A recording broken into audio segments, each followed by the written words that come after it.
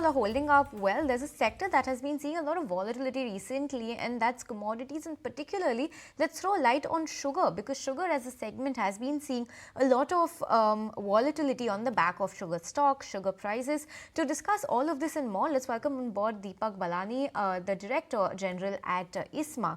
And Mr. Ballani, good morning, and thanks so much for joining us. Help us understand that at a time when other associations are estimating lower production for the full year, which could impact the availability of sugar this year, ISMA is dispelling any concerns about potential shortages and supply constraints. What is making you so confident? What is driving this confidence, and what are your estimates of production and consumption for this year? Yeah, good morning. ISMA had revised its estimate to around 264 lakh tons, I think around a week back. And that was perhaps from our January estimate, it was 272, we revised it to 264. And because we saw a lower production coming from Maharashtra, Karnataka, and also from UP. But having said that, we don't really see any supply issues, because one is that we opened our season with a very high closing stock. We started the season with 80 lakh tons, which is very high opening stock.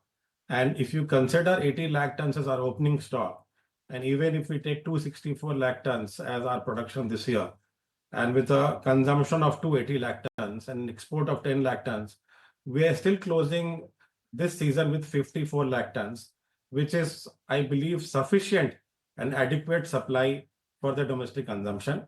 Having said that, my next year crop, which is 25-26, is looking very good.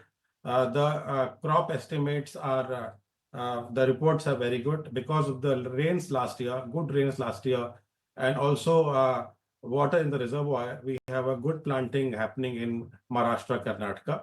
So with all the analysis in the report, we see a very good season happening next year. Another aspect is that our mills are going to start on time, because we have an early Diwali, I think in second or third week of October. So that will really have the mill start the crushing soon. So I believe when I'm closing this season on 30th of September with around 54 lakh tons, and historically for October, November, I need around 45, 46 lakh ton as my consumption. And if you see the history, if my mills are starting on time, normally the production for October, November is around 43, 44 lakh tons. So I believe with 44 lakh tons as a production estimated in October or November, and with a consumption of around 46, 47 lakh tons, and if I am closing the season with 54 lakh tons, I believe there is absolutely no cause of worry. We have enough sugar, and I believe, I think this is a very good thing for the entire sugar community, the industry, and the farmers. Shrishti also joining in. So it did give us some sense what's been happening on the demand-supply equation. But let's talk about the prices, because although the FRP prices have risen 12% over the last 2 years, sugar prices have increased has been very modest. Now, basis your estimates, since you expect adequate sugar availability, there is limited scope of any significant increase in the sugar prices, isn't it? Share your thoughts on the same. See, last year we had actually worked on the cost of production, both ISMA and National Federation. We did a weighted average cost of production, and that was coming to around 41 rupees per kg. As of now, our average all India ex-mill price is around 39 rupees. Around 38 is what is Maharashtra and Karnataka. Around 40 or 40, 30 is around UP. So average is around 39, which is almost at the cost of production.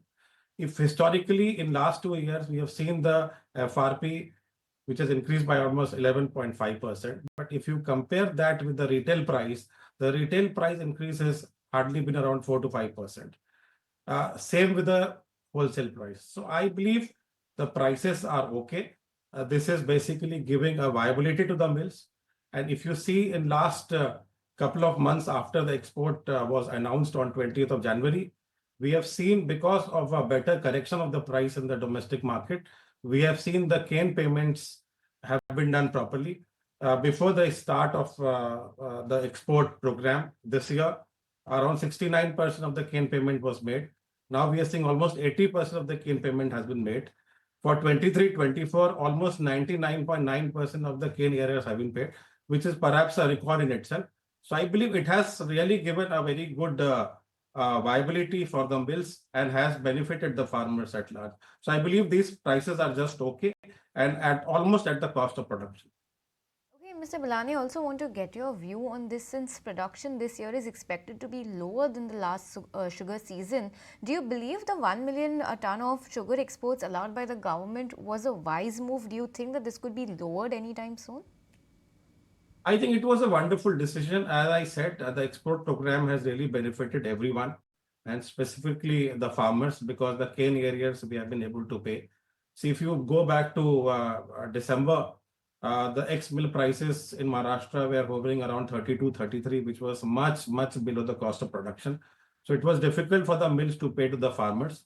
So after the export was announced, the domestic market also corrected.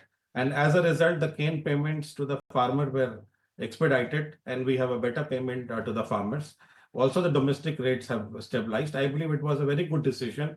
And plus, we will see almost 4,500 crores of foreign exchange revenue coming to the India. We'll be in the export market. So I believe there absolutely no cause of concern.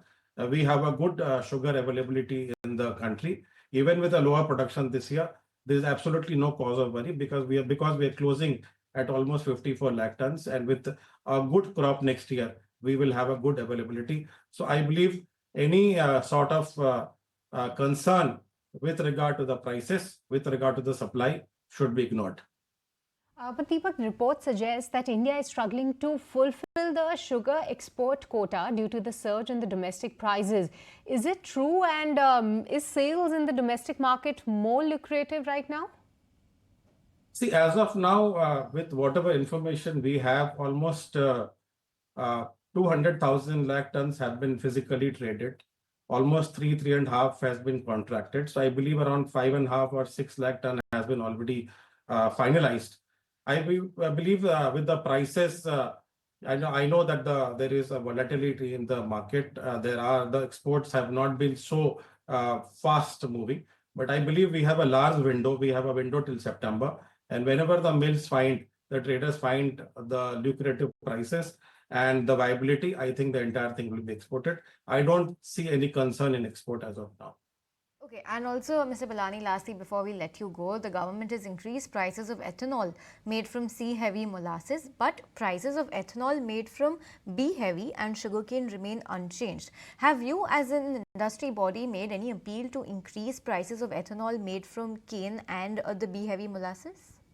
Absolutely, this is a very big area of concern for us because the prices for both juice ethanol and B-heavy has not been increased in last 2 years. However, the FRP has gone up by 11.5%. So I believe this is eroding the entire viability of our mills and distilleries. I believe it is high time the government rethinks and revises the cost of both juice and B-heavy. And that is something which we are discussing with the government, and we will keep on pressing them to align the entire FRP with the prices of the juice ethanol and B-heavy ethanol. All right, Deepak, with this, we let you go on that note. Thank you so much for taking the time out and giving us a sense that what's been happening within the sugar pack. But if you like this video, then like, share and subscribe to ET Now.